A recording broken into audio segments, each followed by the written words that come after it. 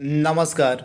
एक बार फिर से आप सभी का बहुत बहुत स्वागत है परीक्षा वर्ल्ड के इस यूट्यूब चैनल में। दोस्तों, आरआरबी ग्रुप डी 2025 की परीक्षा के लिए जनरल साइंस के 25 अति संभावित प्रश्नों की जो हम सीरीज चला रहे हैं, उसका भाग 4 यहाँ पे हम कवर करने वाले हैं। जैसा कि आप सभी को पता है, आपका जो आरआरबी ग्रुप डी का सिलेबस है, उसमें 25 प्रश्न आपके सामान्य विज्ञान यानी कि जनरल साइंस के पूछे जाएंगे और ये 25 प्रश्न आपके 25 नंबर के होंगे। तो इसी 25 नंबर की कंप्लीट तैयारी के लिए जो है इस सीरीज को स्टार्ट किया गया है सामान्य विज्ञान की। तो इस सीरीज को आपको डेली बेसिस पर फॉलो करते रहना है। इसकी जो है प्लेलिस्ट बना दी गई है, उस प्लेलिस्ट में जाकर आप सभी वीडियोज़ को एक ही जगह पर देख सकते हैं। तो आइए आज के सेशन को स्टार्ट करते हैं और देख लेते हैं कि आज का हमारा यह जो सेशन है, इसमें हमने कौन कौन सी और सामान्य विज्ञान के प्रश्नों को सम्मिलित किया हुआ है। पहला प्रश्न आपके स्क्रीन पर है पावर ट्रांसफार्मर का कार्य प्रणाली का सिद्धांत किस नियम पर आधारित है। तो आप लोग याद रखिएगा, जो पावर ट्रांसफार्मर होता है यह फैराडे के नियम पर कार्य करता है। तो राइट आंसर क्या हो जाएगा? ऑप्शन सी, फैराडे के नियम पर। निम्नलिखित में से किस तत्व की कमी से घेंघा रोग होता है? इसमें से किस तत्व की कमी से घेंघा रोग होता है? तो राइट आंसर आपका क्या होने वाला है? आप लोग याद रखिएगा, घेंघा रोग जो है यह आयोडीन की कमी से होता है। तो इसके बारे में आपको याद रखना है। ऑप्शन आपका यहाँ पे जो सी है बिल्कुल सही हो जाएगा। आयोडीन की कमी से जो है घेंघा रोग हो जाता है। अगला प्रश्न आपके स्क्रीन पर है किस वैज्ञानिक ने विकासवाद के सिद्धांत का प्रतिपादन किया था? विकासवाद का जो सिद्धांत है इसका जो प्रतिपादन है यह किसके द्वारा किया गया था? तो राइट आंसर क्या हो जाएगा? डार्विन के द्वारा। ऑप्शन सी आपका यहाँ पे सही हो जाएगा, चार्ल्स डार्विन। और पृथ्वी के घूर्णन की गति कितनी है?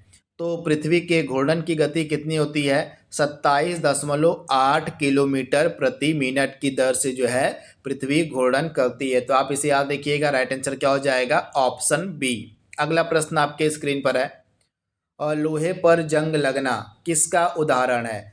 तो आपने देखा होगा, लोहे में जंग लग जाती है तो यह जो लोहे में जंग लगता है यह एक रासायनिक परिवर्तन का एग्जाम्पल है। तो आप लोग याद रखिएगा और लोहे में जंग लगना जो है रासायनिक परिवर्तन का एग्जाम्पल है। और लोहे में जब जंग लग जाती है तो लोहे का जो भार होता है वह बढ़ जाता है। ये भी प्रश्न कई बार पूछा जाता है, तो आपको याद रखना है। और लोहे में जंग लगने पर जो लोहे का भार होता है वह बढ़ जाता है। तो ये फैक्ट भी आपको याद रखना है। और निम्न में से कौन प्लाज्मोडियम परजीवी का वाहक है? तो प्लाज्मोडियम परजीवी का वाहक कौन होता है? मादा एनाफिलीज मच्छर। आप लोग याद रखिएगा, मादा एनाफिलीज जो मच्छर होता है वह प्लाज्मोडियम परजीवी का वाहक होता है और इसी मच्छर के काटने से जो है मलेरिया नामक बीमारी होती है। तो ये फैक्ट आप याद रखिएगा। राइट आंसर क्या हो जाएगा? Option A. अगला प्रश्न आपके स्क्रीन पर है निम्नलिखित में से किस खनिज की कमी से एनीमिया होता है? किस खनिज की कमी से जो है एनीमिया होता है? तो राइट आंसर क्या हो जाएगा? आयरन यानी कि लौह। लौह की कमी से यानी कि आयरन की कमी से जो है एनीमिया नामक बीमारी होती है। और यह जो एनीमिया नामक बीमारी है यह एक रक्त संबंधित बीमारी है। तो इसे भी आप याद रखिएगा, रक्त संबंधित यह बीमारी है एनीमिया, जो लौह यानी कि आयरन की कमी के कारण देखने को मिलती है। तो ये फैक्ट आप याद रखिएगा। तो लौह यानी कि आयरन के लिए सबसे अच्छा स्रोत किसे माना जाता है? तो हरी पत्तेदार सब्जियां हो गई, मांस हो गया, दाल हो गई, इसके अलावा नट्स हो गए, ये सभी जो है आयरन के समृद्ध स्रोत माने जाते हैं। तो इनके बारे में आपको याद रखना है, यहाँ से प्रश्न आपके एग्जाम में पूछा जा सकता है। इसके बाद अगला प्रश्न है निम्नलिखित में से किस विटामिन की कमी दृष्टिहीनता से संबंधित है? तो दृष्टिहीनता किस विटामिन की कमी से देखने को मिलती है? तो आप लोग याद रखिएगा, विटामिन ए की कमी से जो है दृष्टिहीनता हो सकती है। तो ये फैक्ट आपको याद रखना है, यानी कि यहाँ पे ब्लाइंडनेस की बात हो रही है, दृष्टिहीनता की बात हो रही है। तो राइट आंसर क्या हो जाएगा? Vitamin A. इसके बारे में आपको याद रखना है। और विटामिन ए की कमी से ही रतौंधी नामक जो बीमारी होती है यह देखने को मिलती है। तो ये फैक्ट आप याद रखिएगा। और विटामिन ए का रासायनिक नाम क्या है? तो रेटिनॉल है। रेटिनॉल जो है विटामिन ए का रासायनिक नाम है। तो ये फैक्ट भी आपको याद रखना है। वहीं विटामिन के की कमी से हमारे शरीर में क्या विकार होता है? तो रक्त का थक्का यानी कि ब्लड की जो क्लॉटिंग है वह नहीं बन पाती है हमारे शरीर में अगर विटामिन के की कमी हो जाती है। तो जो विटामिन के होता है यह किस प्रकार से हमारे शरीर को सहायता प्रदान करता है? तो जो विटामिन सी होता है, विटामिन के होता है, यह शरीर में रक्त का थक्का यानी कि ब्लड क्लॉटिंग करने में सहायता प्रदान करता है विटामिन के। अगर हमारे शरीर में विटामिन के की कमी हो जाती है तो ब्लड की जो क्लॉटिंग होती है, रक्त का थक्का जो होता है वह जम नहीं पाता है। तो ये फैक्ट आपको याद रखना है। इसके अलावा विटामिन डी की कमी से कौन सा रोग होता है? तो विटामिन डी की कमी से जो है बच्चों में रिकेट्स और वयस्कों में ऑस्टियोमलेशिया नामक बीमारी होती है। तो ये सारे फैक्ट आपको याद रखना है। तथा जो विटामिन डी होता है यह हड्डियों के लिए एक आवश्यक विटामिन माना जाता है। तो ये सारे फैक्ट आपको याद रखना है। और इसके अलावा विटामिन बी की कमी से जो है विटामिन बी1 की कमी से बेरी बेरी नामक रोग होता है। तो ये फैक्ट भी आप याद रखिएगा। जो विटामिन बी1 होता है, विटामिन बी1 को हम बोलते हैं थायमीन। इसका नाम है थायमीन और इसकी कमी से कौन सा रोग होता है? तो बेरी बेरी नामक जो बीमारी होती है यह विटामिन बी1 की कमी से होती है। तो सारे फैक्ट आपको याद रखने हैं। अगला प्रश्न है निम्नलिखित में से कौन सा सर्वाधिक ऊर्जा क्षम विद्युत बल्ब है? तो इसमें से सबसे कम ऊर्जा का खपत कौन सा बल्ब करता है? तो आप लोग याद रखिएगा एलईडी। यह एक एनर्जी एफिशिएंट बल्ब माना जाता है यानी कि ऊर्जा क्षम बल्ब माना जाता है। तो इसके बारे में आप याद रखिएगा। यह जो एलईडी होता है यह कम ऊर्जा खपत में अधिक रोशनी प्रदान करता है। तो ये फैक्ट आप याद रखिएगा। जो एलईडी बल्ब होते हैं ये कम ऊर्जा की खपत में जो है अधिक रोशनी प्रदान करते हैं। तो ये फैक्ट आप याद रखिएगा। एलईडी का पूरा नाम क्या होता है आपसे पूछा जा सकता है। तो लाइट एमिटिंग डायोड। यहाँ पे मैं लिख दे रहा हूँ, आप लोग नोट डाउन कर लीजिएगा। लाइट एमिटिंग डायोड जो है इसका पूरा नाम होता है एलईडी का। तो ये फैक्ट आपको याद रखना है। इसके अलावा जो एलईडी बल्ब होते हैं ये कम ऊर्जा की खपत करते हैं और रोशनी जो है काफ़ी ज़्यादा देते हैं। तो ये सारे फैक्ट आपको याद रखने हैं। विद्युत का यानी कि बिजली का आविष्कार किसने किया था? तो बिजली का जो आविष्कार है यह किया गया था बेंजामिन फ्रैंकलिन के द्वारा। किसके द्वारा? तो बेंजामिन फ्रैंकलिन ने जो है बिजली यानी कि विद्युत का आविष्कार किया था। अगला प्रश्न आपके स्क्रीन पर है मनुष्य की मुख गुहा से निम्नलिखित में से किसका पाचन प्रारंभ होता है? मनुष्य की मुख गुहा से किसका पाचन प्रारंभ होता है आपसे पूछा जा रहा है। इम्पॉर्टेंट प्रश्न है, एग्जाम ओरिएंटेड प्रश्न है। तो दिए गए प्रश्न का राइट आंसर क्या हो जाएगा? आप लोगों को याद रखना है इस प्रश्न का जो राइट आंसर हो जाएगा कार्बोहाइड्रेट यानी कि ऑप्शन आपका सी यहाँ पे सही हो जाएगा।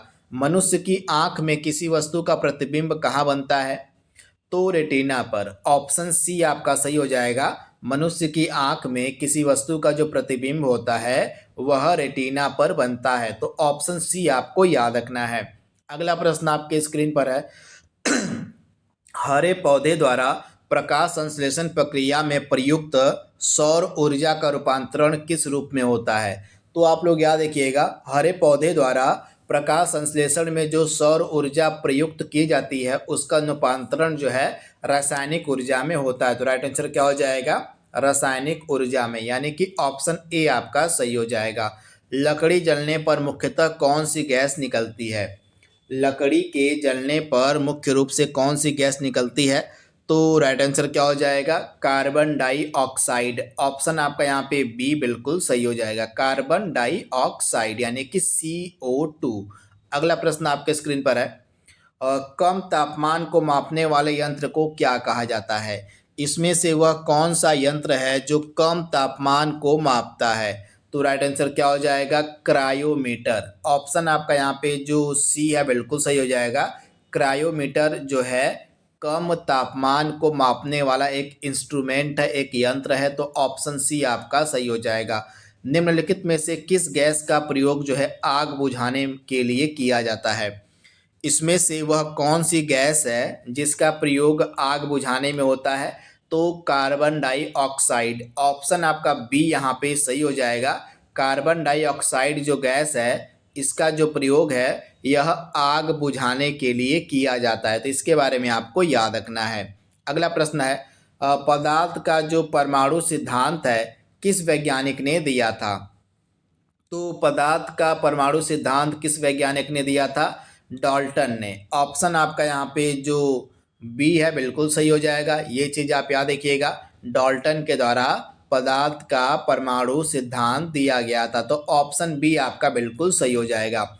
मनुष्य के सुनने की क्षमता कितनी होती है? इम्पॉर्टेंट प्रश्न है, तो आपको याद रखना है हमारे जो कान होते हैं ये 20 हर्ट्ज से लेके 20,000 हर्ट्ज तक की जो ध्वनि है उसको सुन सकते हैं, तो ऑप्शन आपका सी यहाँ पे बिल्कुल सही हो जाएगा। इसका मतलब क्या है, अगर कोई ध्वनि जिसकी आवृत्ति 20 हर्ट्ज से कम है तो उसको हम नहीं सुन सकते हैं, तो 20 हर्ट्ज से अगर कोई आवृत्ति कम है तो उसको भी हमारा कान नहीं सुन सकता है, तो ये फैक्ट आप याद रखिएगा।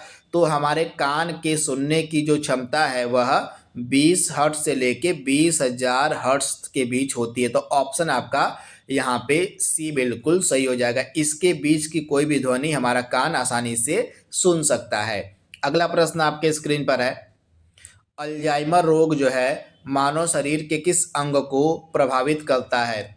तो अल्जाइमर रोग के अंतर्गत होता क्या है, इससे हमारा जो मस्तिष्क है वह प्रभावित होता है।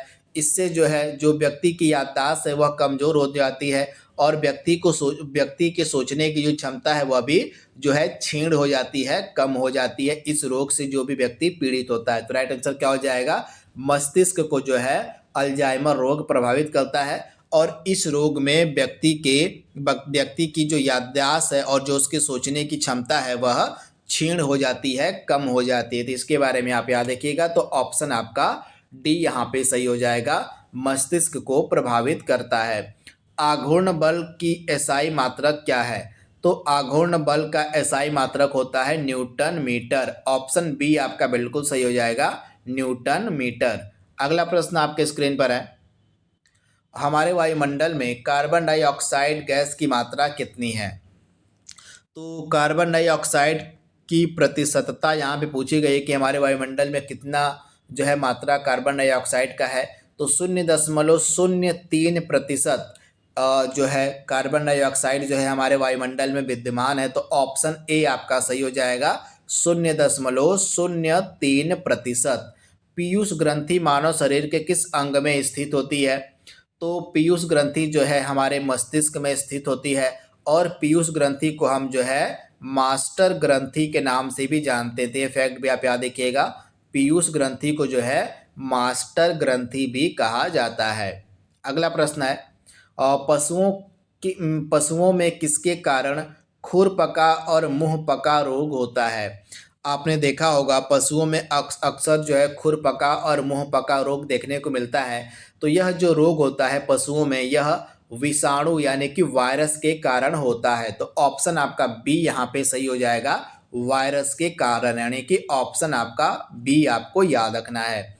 और निम्नलिखित में से कौन सी गैस चूने के पानी को दूधिया कर देती है? इसमें से वह कौन सी गैस है जो चूने के पानी को दूधिया कर देती है? तो राइट आंसर क्या हो जाएगा, कार्बन डाइऑक्साइड जो गैस होती है यह चूने के पानी को दूधिया कर देती है, तो ऑप्शन ए आपको याद रखना है। अगला प्रश्न आपके सामने है, और निम्नलिखित में से किस धातु को चाकू से आसानी से काटा जा सकता है? तो आप लोग याद रखिएगा, जो सोडियम धातु होती है यह अत्यंत नरम धातु होने के कारण इसको जो है चाकू से जो है आसानी से काटा जा सकता है। इसके अलावा जो सोडियम है यह एक अति अभिक्रियाशील धातु है, यानी कि यह जो है हवा के संपर्क में आने पर तुरंत आग पकड़ लेती है। इसी कारण से जो है जो सोडियम धातु है इसको मिट्टी के तेल में जो है डुबो कर रखा जाता है। तो ये फैक्ट आप याद रखिएगा, यह जो धातु होती है सोडियम यह अति अभिक्रियाशील धातु है। अगर यह जैसे ही हवा के संपर्क में आती है, जैसे ही यह ऑक्सीजन के संपर्क में आती है तुरंत यह जलने लगती है, आग पकड़ लेती है। इसी कारण से जो सोडियम धातु होती है इसको मिट्टी के तेल में डुबोकर रखा जाता है। तो ये फैक्ट भी आपको याद रखना है। तो इस प्रकार से आज का हमारा जो जनरल साइंस के 25 प्रश्नों का वीडियो है उसको हमने कंप्लीट कर लिया है। यह वीडियो आपको कैसा लगा, अपनी प्रतिक्रिया, अपना सुझाव हमें कमेंट बॉक्स में अवश्य दीजिएगा। तो आज के लिए बस इतना ही। Thank you, thanks for watching, thank you.